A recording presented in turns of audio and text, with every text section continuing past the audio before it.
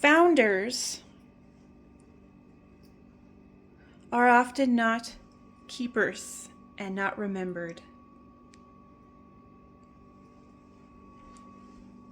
I was just thinking how Trout Unlimited does not recognize my dad as the founding member.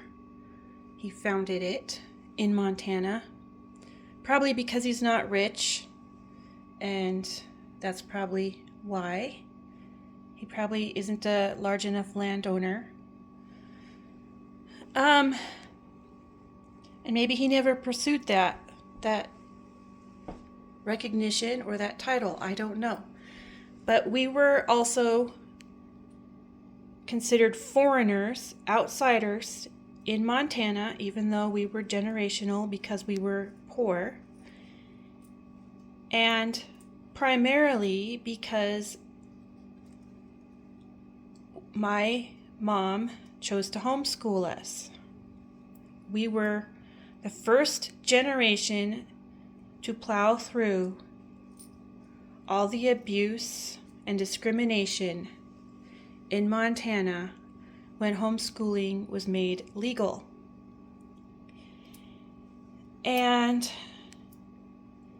it actually did involve a lot of persecution, especially if you lived in a smaller area. And we did have fights and even got kicked out of places for it.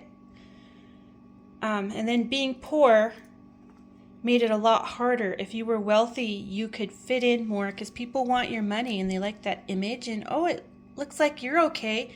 If you have a lot of money, you can kind of afford to do your own thing.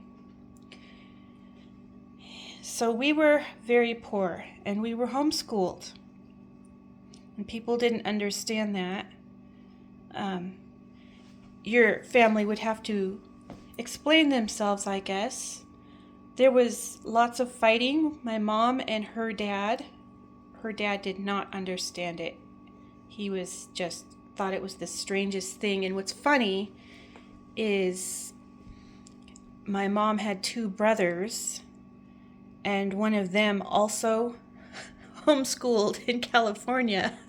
He lived in a bus with the kids, and he homeschooled too. So I had this really atheist grandfather who ended up having these kids.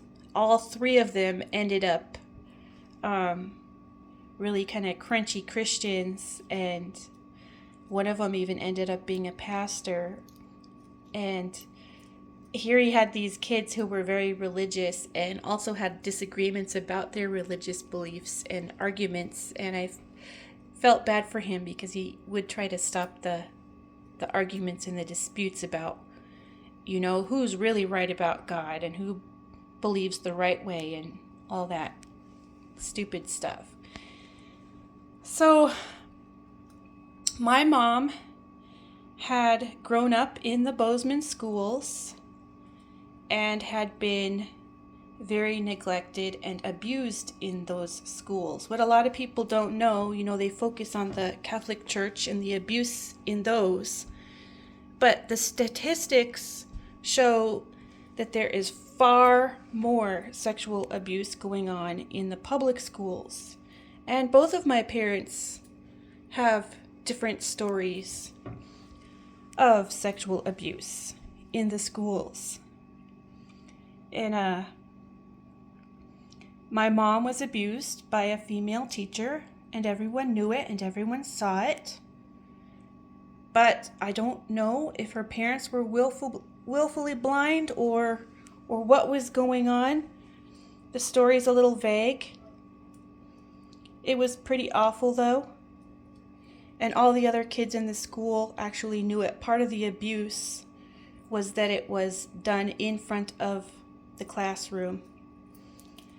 And my mom didn't want us to undergo that. Not just the abuse of the teachers, but the lack of education and the strange programming that was going on in Bozeman at that time that she was going there.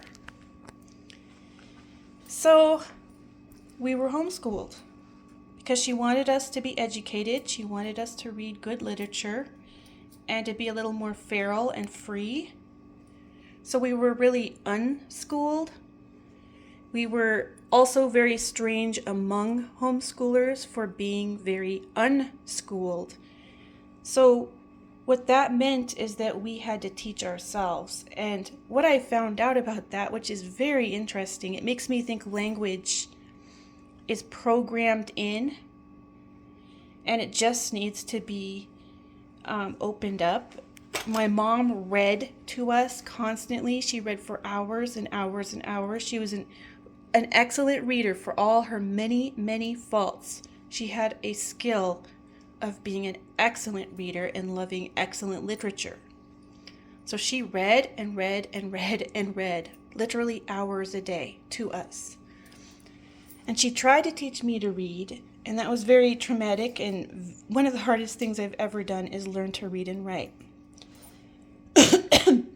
Excuse me. So she kind of gave up on the other kids and just read to them. And they did writing and were exposed to literature and reading and writing. So, and it was very valuable to her. She let us know that was very important. And my dad was a writer, so it was just part of our life. And we all learned to read at our own pace. Now, I think some of us fell a little behind maybe. I had one brother, believe it or not, who did not learn to read or write until he was probably 16 or older. And it clicked for him one day, and he somehow on his own learned to read and write. And he actually went on to learn more languages after that. So we have different time frames built into us, because this one brother, I thought he would never learn to read and write, and I felt really bad for him. And I felt like Mom had really let him down. And he learned to read and write, and he went on and took some college courses and learned Greek. And then he went off to Thailand, and he went and learned Thai. He spent a whole lot of time hanging out in the red light district. Supposedly he wasn't doing anything he shouldn't be. He was supposedly preaching Jesus, and it's very possible. He'd spent many, many years as a gamer, and he finally one day said, "I'm done." And he took off and disappeared for a couple years into Thailand, and he was supposedly bringing Bibles into some of those surrounding countries where they're illegal. And then he went into the red light district in somewhere in Thailand, and he had no money, and he was learning Thai from the prostitutes, and he is still there to this day. Yeah, this big tall blonde guy. But so we all learn. I had a sister, again, extremely skilled with language and literature. She was not taught to read either. And she said suddenly one day it happened around 8 years old. She just decided she was going to read. And she worked on it, and Mom helped her, and that's how it worked. All of us had troubles learning to read and write, and all of us love it. And we weren't really taught.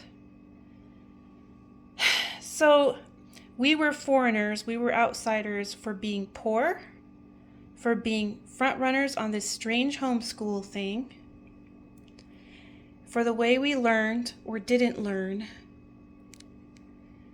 Everything my family did was a little bit strange.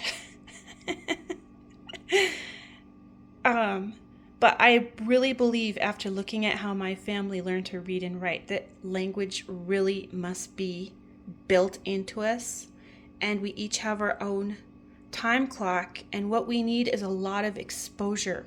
A lot of exposure. And you do not have to be rich to have exposure.